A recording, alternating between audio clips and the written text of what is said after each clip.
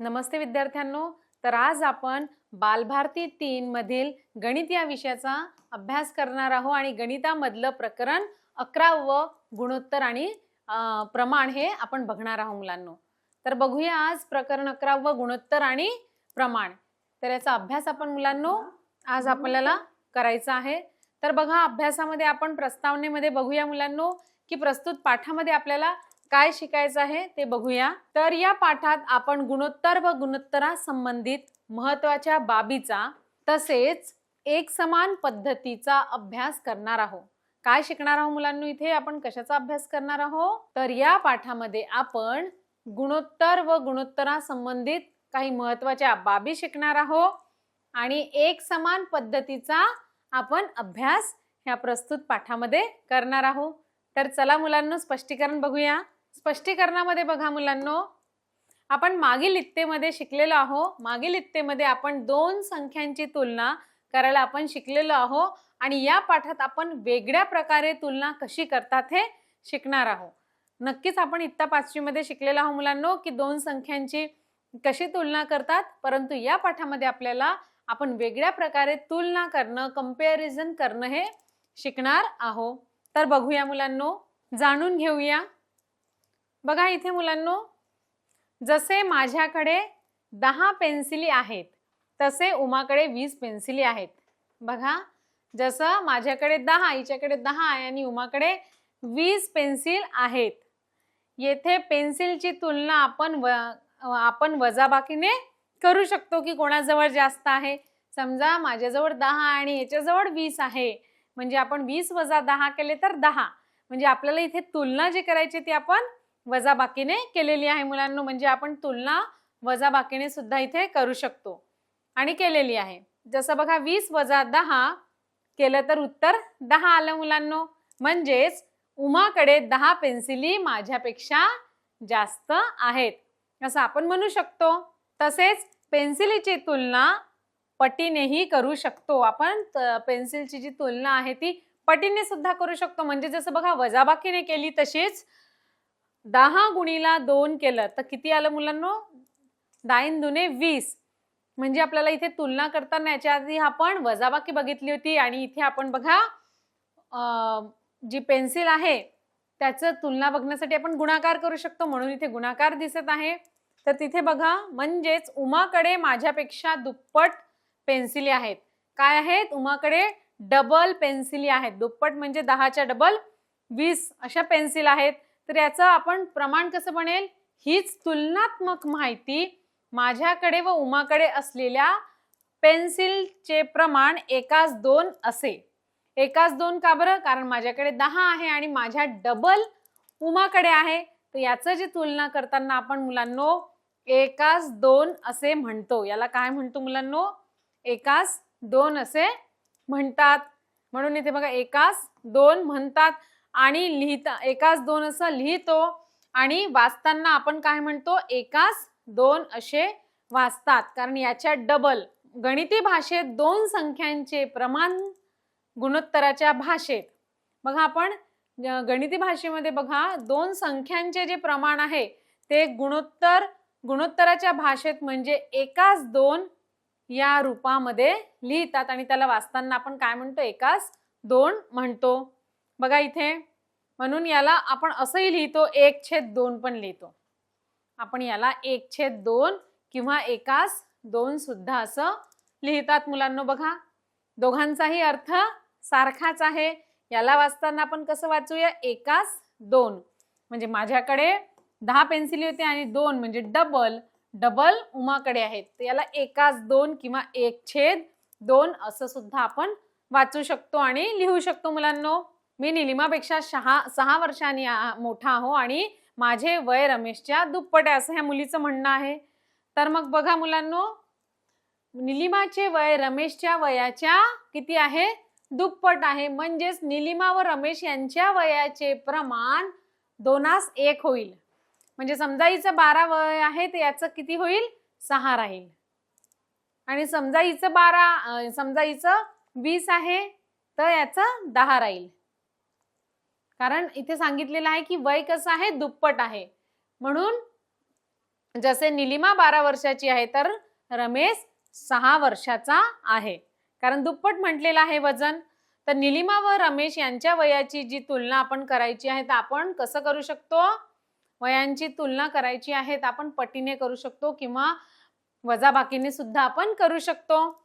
रमेशच्या वयाची तुलना वजाबाकीने केली तर निलिमाच्या वयाची तुलना ही पटीने केली. बघा रमेशचे वय बघा 12 मधून आपण इथे मुलांनो 6 काढले, 12 वजा 6 केले मुलांनो, तर काय येणार आहे उत्तर? 6. म्हणजेच रमेशच्या वयाची तुलना आपण इथे वजाबाकी करून काढली आहे आणि निलिमाच्या वयाची बघा तुलना 6 गुणिला 2 साइन दुने 12 म्हणजे गुणाकार करून केलेली आहे. गुणाकारालाच आपण काय म्हणतो? पटीने केलेली आहे. म्हणजे याच्यावरून आपण त्यांचं वय ठरवलं आहे मुलांनो. अजून एक उदाहरण बघूया म्हणजे तुम्हाला जे गुणोत्तर कसं घेतात हे तुम्हाला समजेल. बघा उदाहरण बघा, मुलींना सारख्याच प्रमाणात फुले वाटली. समजा मुली आहेत मुलींना सारख्याच प्रमाणात फुले वाटली. मुलींची संख्या 3 व फुलांची संख्या 15 असेल. तर मुलींची संख्या काय म्हणतात आणि मुलींची संख्या 3 आणि फुलांची संख्या 15 असेल तर त्याचे प्रमाण किती राहील मुलांनो? तर त्याचे प्रमाण किती राहील हे आपल्याला बघायचं आहे. कसं लिहू शकतो आपण त्यांचं प्रमाण? तर बघा आपण काय केलेलं आहे, मुलींची संख्या बरोबर फुलांची संख्या. बघा इथे मुलींची संख्या किती आहे? 3 आहे म्हणून 3/15 लिहूया आणि फुलांची संख्या 15 आहे मुलांनो. ते इथे बघा आपण संक्षिप्त रूपामध्ये याला लिहायचं आहे. 3/15 आहे तर आपण 1/5 कसं आणलं मुलांनो? याला आपण 3 ने भागूया. 3 1 3 आणि 3 5 15 म्हणजे आपण याला 1/5 असंही लिहू शकतो किंवा 1/5 सुद्धा लिहू शकतो. म्हणजे आपण काय केलं, मुलींची संख्या छेदात फुलांची संख्या म्हणजे 3/15 याचं संक्षिप्त रूप लिहिलेलं आहे. संक्षिप्त रूप काढण्यासाठी आपण इथे दोन्ही छेदाला आणि अंशाला भागलं आहे समान संख्येने. मग याचं उत्तर आपल्याला आलेलं आहे मुलांनो 1/5 असं उत्तर आपल्याला आलेलं आहे किंवा 1/5 सुद्धा याला म्हणतो. म्हणजे एका मुलीस 5 फुले मिळतील म्हणून मुली व फुले यांचे प्रमाण 1/5 किंवा त्याचे गुणोत्तर काय येईल मुलांनो? 1/5. त्याचे गुणोत्तर किती येतील मुलांनो? 1/5 येणार आहे. आता मुलींची संख्या 5 असेल, समजा मुलींची संख्या 5 असेल तर 1/5 या प्रमाणात त्यांना किती फुले मिळतील मुलांनो? तर बघा मुलींची संख्या, मग इथे संख्या बदलवलेली आहे. तर बघा मुलींची संख्या छेदात फुलांची संख्या. तर मुलींची संख्या इथे किती म्हटलं आहे? मुलींची संख्या 5 असेल म्हणजे 1 गुणिला 5 करूया आणि फुलांची संख्या किती आहे मुलांनो? 5 गुणिला 5 केलेला आहे. तर बघा 5 1 5 आणि 5 5 25 हे उत्तर आलंय. मुलांना समजलं तुम्हाला कसं उत्तर आलं? कारण बघा आता मुलींची संख्या 5 असेल तर 1/5 या प्रमाणात त्यांना किती फुले मिळतील? 1/5 त्यांना किती फुले मिळतील म्हणून आपण अंशाला आणि छेदाला 1/5 ने गुणलेला आहे. तर बघा 5 1 5 5 5 25 असं हे आपल्याला उत्तर मिळालेलं आहे मुलांनो. म्हणजेच आपण म्हणू शकतो की 5 मुलींना 25 फुले मिळतील. जेव्हा बघा मुलींची संख्या 3 होती आणि फुलांची संख्या किती होती? 15 होती. मुलींची संख्या 3 होती आणि फुलांची संख्या 15 होती तेव्हा आपण याचं गुणोत्तर कसं लिहिलं? 3/5 आणि याचं संक्षिप्त रूप केलं तर 1/5 किंवा आपण याला 1/5 म्हणतो किंवा असंही लिहितो 1/5 किंवा याचं गुणोत्तर 1/5. पण बघा आता मुलींची संख्या 5 आहे. समजा मुलींची संख्या 5 आहे आणि 1/5 या प्रमाणात त्यांना किती फुले मिळतील? तर 1/5 या प्रमाणात किती फुले मिळतील हे आपल्याला काढायचं आहे. म्हणून आपण काय करूया, अंशाला आणि छेदाला 1/5 याच्याने गुणलेलं आहे. मग उत्तर किती आलं? 5 1 5 5 5 25 हे उत्तर आलेलं आहे. म्हणजेच 5 मुलींना किती फुले मिळतील मुलांनो? 5 मुलींना 25 फुले मिळतील. बघा आता अजून उदाहरण बघूया मुलांनो. जितके आपण उदाहरण बघितले तर आपल्याला अजून छानपैकी स्पष्ट होते आपला जो मुद्दा आहे तो. बघा इथे वर्गातील प्रत्येक विद्यार्थ्यांचे आपल्या वयाचे आजीच्या वयाशी असलेले गुणोत्तर काढा. बघा इथे काय करायचंय मुलांनो? बघा वर्गातील प्रत्येक विद्यार्थ्यांचे आपल्या वयाचे आजीच्या वयाशी असलेले आपल्याला गुणोत्तर काढायचे आहे. जॉनचे वय 10 वर्षे आहे आणि त्याच्या आजीचे वय किती आहे मुलांनो? जॉनचे वय किती आहे? 10 वर्षे आहे आणि त्याच्या आजीचे वय किती आहे? 65 म्हणजे 65 वर्ष आहे. तर जॉन म्हणाला की त्याच्यासाठी गुणोत्तर किती येईल? बरोबर आहे मुलांनो. याच्यासाठी गुणोत्तर किती येणार आहे? कारण जॉनचे वय 10 आहे, आजीचे वय 65 आहे, म्हणजे 10/65 हे उत्तर येणार आहे. पण आपण त्याला संक्षिप्त रूप देऊया मुलांनो. संक्षिप्त रूपामध्ये बघा 10/5 आहे. याचं संक्षिप्त रूप करायसाठी आपण सारखीच क्रिया करावी लागेल. आपण भागूया, पण सारख्याच नंबरने अंशाला आणि छेदाला मुलांनो. इथे आपण 5 ने भागलेला आहे. 5 1 5, 5 2 10 आलेला आहे. 5 ने भागल्यावर 13 5 65 म्हणून हे किती आलेलं आहे मुलांनो? 2/13 हे गुणोत्तर आलेलं आहे, किंवा याला आपण 2/13 असं सुद्धा म्हणतो. सममूल्य अपूर्णांकाचा उपयोग करून गुणोत्तर संक्षिप्त रूपात लिहिता येते. बघा आपण इथे सममूल्य अपूर्णांकाचा वापर केलेला आहे आणि याच्याद्वारे गुणोत्तर हे काय आहे? संक्षिप्त रूपामध्ये आपण लिहिलेलं आहे मुलांनो. म्हणजे तुम्हाला समजलंच आहे की त्याचं किती उत्तर आलं तर 2/13 म्हणजे 2/13 हे प्रमाण आलेलं आहे आजीचं आणि मुलाचं. आता बघा निखिलने 12 पेरू व 16 चिकू आणले. तर आता बघा पेरूचे चिक्कूशी असलेले आपल्याला इथे गुणोत्तर काढायचं आहे. तर बघा इथे काय करूया मुलांनो? पेरूचे चिक्कूशी असलेले गुणोत्तर काढण्यासाठी आपण पेरूंची संख्या लिहूया. इथे पेरूंची संख्या निखिलने आणलेली 12 आहे, म्हणून आपण इथे काय लिहिलेलं आहे मुलांनो? इथे 12 ही संख्या आहे. पेरू 12 आणलेले आहेत आणि चिकू किती आणलेले आहेत मुलांनो? चिकू 16 आणलेले आहेत, म्हणून इथे पेरूची संख्या 12 लिहूया आणि चिकूची संख्या 16 लिहूया. तर आता याला बघा मुलांनो, आपण याचा सममूल्य अपूर्णांकाचा वापर करून याचं संक्षिप्त रूपामध्ये लिहूया. तर म्हणून इथे 12/16 आहे. तर अंशाला आणि छेदाला इथे 4 ने भागलेले आहे. मग बघा 4 तिरी 12, 4 चौ 16 म्हणजे उत्तर काय आलेलं आहे? याचं गुणोत्तर आलेलं आहे 3/4, किंवा याला आपण 3/4 सुद्धा लिहितो. तर म्हणून पेरूचे चिकूशी असलेले गुणोत्तर किती आलेले आहे मुलांनो? 3/4. बघा आपण एवढे लिहून सोडू शकतो, पण ह्याचा आपल्याला सममूल्य अपूर्णांकाचा वापर करून याचा आपण संक्षिप्त रूप केलेला आहे. संक्षिप्त रूपामध्ये आपण गुणोत्तर काढलेला आहे आणि सारखीच आपण क्रिया केलेली आहे. भागाकारच करायचा, भागाकार करून पण सारखीच संख्या घ्यायची अंशाला आणि छेदाला. तर आपलं हे उत्तर जे आहे ते आलेलं आहे. पेरूचे चिकूशी असलेले जे गुणोत्तर आहे ते 3/4 आलेलं आहे. आता बघा मुलांनो, दुसरा इथे दिलेला आहे की चिकूचे पेरूशी असलेले गुणोत्तर काढायचं आहे. आपण काय काढलं तर पेरूचे चिकूशी असलेले गुणोत्तर. आता इथे चिकूचे पेरूशी असलेले गुणोत्तर काढायचे आहे मुलांनो. तर बघा इथे आपल्याला पेरू 12 दिलेले आहेत आणि चिकू 16. इथे बघा आपण पेरूचे चिकूशी काढलेले होते म्हणून वरती पेरूची संख्या लिहिली. आता इथे चिकूची संख्या वर लिहावं लागेल आणि चिकूची किती आहे मुलांना संख्या? चिकू आहेत 16 म्हणून इथे 16 लिहिलेला आहे आणि पेरू आहेत 12. तर बघा मुलांनो, याला पण सममूल्य अपूर्णांकाचा वापर करून आपल्याला संक्षिप्त रूपात करायचं आहे. तर काय करावं लागेल मुलांना सांगा? इथे सुद्धा 16/4 आणि 12/4 करावे लागेल. 4 चौ 16, 4 तिरी 12 म्हणजे उत्तर काय आलेलं आहे? 4/3 आणि इथे आलं तर 3/4. म्हणजेच आपण म्हणू शकतो चिकूचे पेरूशी असलेले गुणोत्तर 4/3 राहील, किंवा याला 4/3 सुद्धा आपण म्हणतो. नक्कीच मुलांना आता तुम्हाला समजलं असेल की गुणोत्तर आपण कसं काढतो.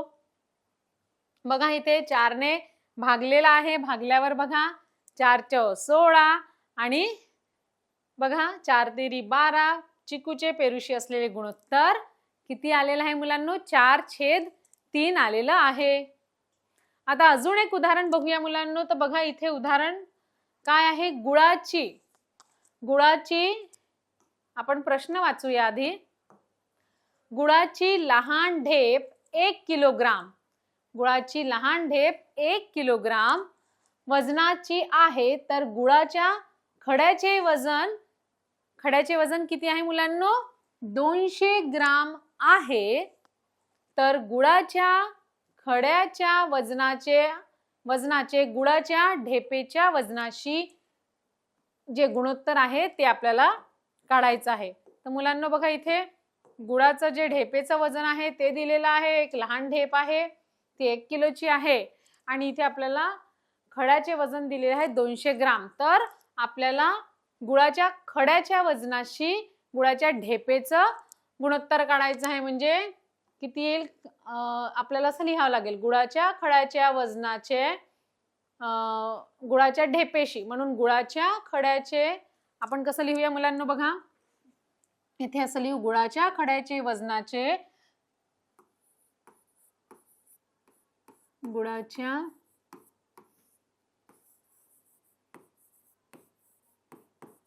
खड्याच्या वजनाचे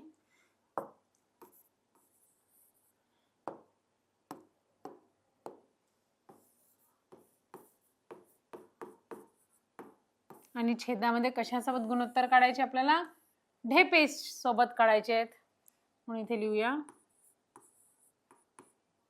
गुळाच्या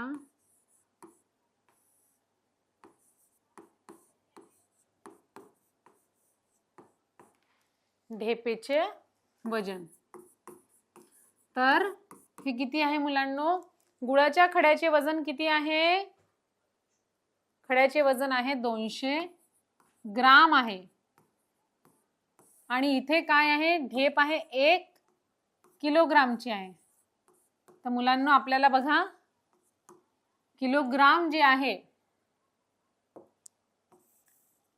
तर आपण किलोग्राम जे आहे मुलांनो याला आपण पहिले काय करूया? ग्राम मध्ये कन्वर्ट करूया. इथे 1 किलोग्राम जे आहे ते आपण कशामध्ये? ग्राम मध्ये कन्वर्ट करूया. म्हणजे अशा वेळेस काय करायचे? दोन्ही जे मूल्य दिलेले आहेत त्यांचं जे दोन्ही किंमत किंवा राशी ज्या दिलेल्या आहेत, इथे 200 आहे, 200 ग्राम आणि 1 किलोग्राम, तर यांचे जे एकक आहे ते कसं करायचं मुलांना? समान करायचं. तर आपल्याला माहिती आहे मुलांनो 1 किलोग्राम म्हणजे 1 किलोग्राम म्हणजे काय होते मुलांनो? 1000 ग्राम होते. म्हणजेच आपण 1 किलोच्या जागी काय लिहू शकतो मुलांनो? 1000 लिहू शकतो. म्हणून याचं जे गुणोत्तर येईल काय येईल? 200/1000 हे येणार आहे. आणि याचं उत्तर काय येईल मुलांनो? मग 210. म्हणजेच आपण 2×10 म्हणजेच आपण म्हणू शकतो गुळाच्या खड्याच्या वजनाचे गुळाच्या ढेपेच्या वजनाचे गुणोत्तर 2/10 आलेला आहे. म्हणजे काय लक्षात ठेवायचं आहे? समजा असे प्रश्न आले आणि गुणोत्तर काढायचं आहे, तर त्यांचे जे पहिले ज्या मूल्य दिलेल्या, ज्या राशी दिलेल्या आहे प्रश्नामध्ये, त्याचे एकक काय करायचे? समान करायचे. ग्राम असेल तर दोन्ही ग्राम मध्ये करा, 1 किलोग्राम मध्ये असेल तर दुसऱ्याला ग्राम मध्ये करा. आणि एकक सारखे असल्यावर मग त्याचं उत्तर आपल्याला काढायचं आहे. तर बघूया मुलांनो, बघा इथे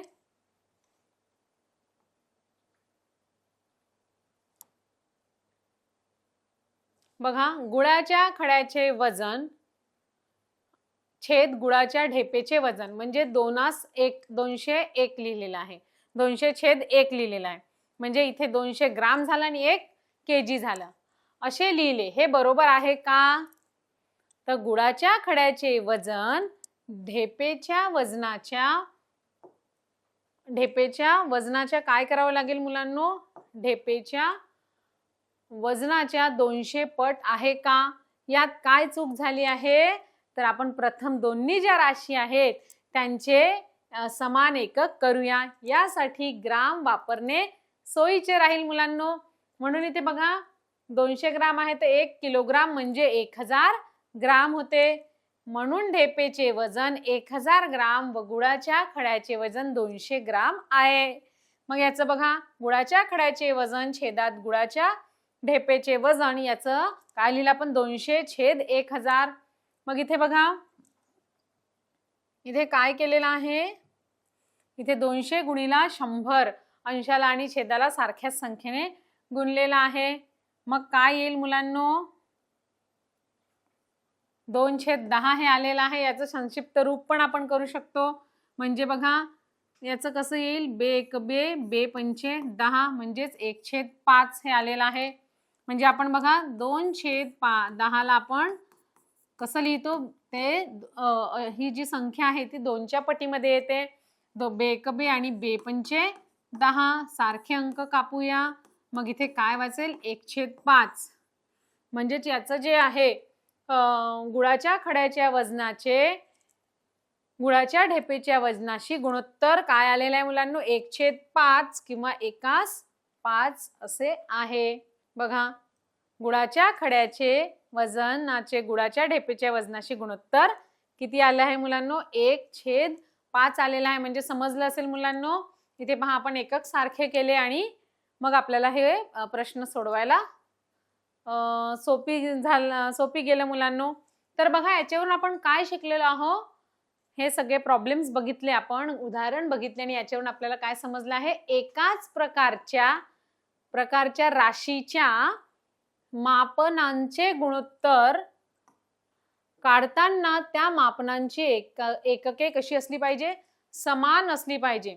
त्याचे जे युनिट्स आहेत एकक आहेत ते कशी पाहिजे समान पाहिजे. पुन्हा बघूया एकाच प्रकारच्या मापनांचे गुणोत्तर काढताना त्या मापनांची एकके समान असली पाहिजे.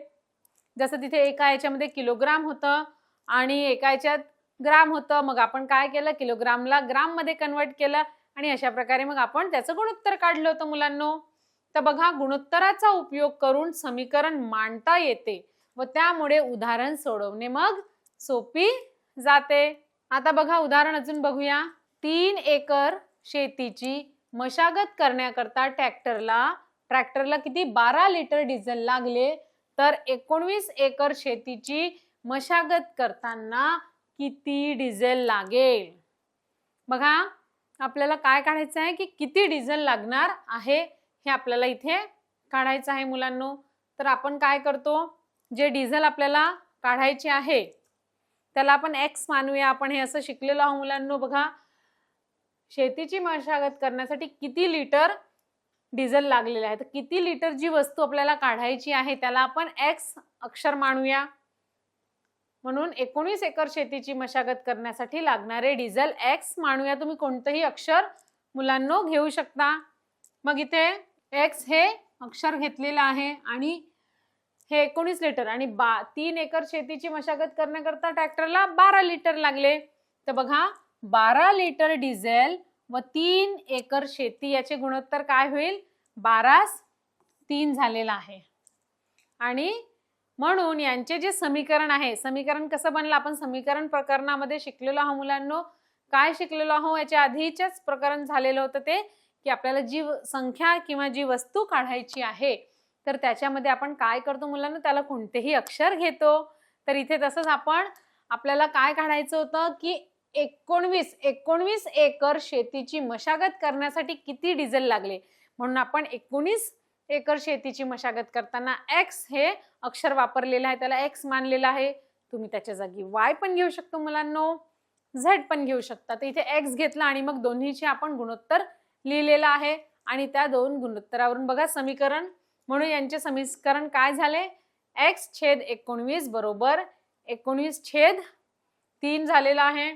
आता मुलांनो याला आपल्याला सोडवायचं आहे. तर कसं सोडवूया मुलांनो. बघा सममूल्य अपूर्णांकाचा उपयोग करून गुणोत्तरांचे आपल्याला काय करावं लागेल संक्षिप्त रूप करावं लागेल.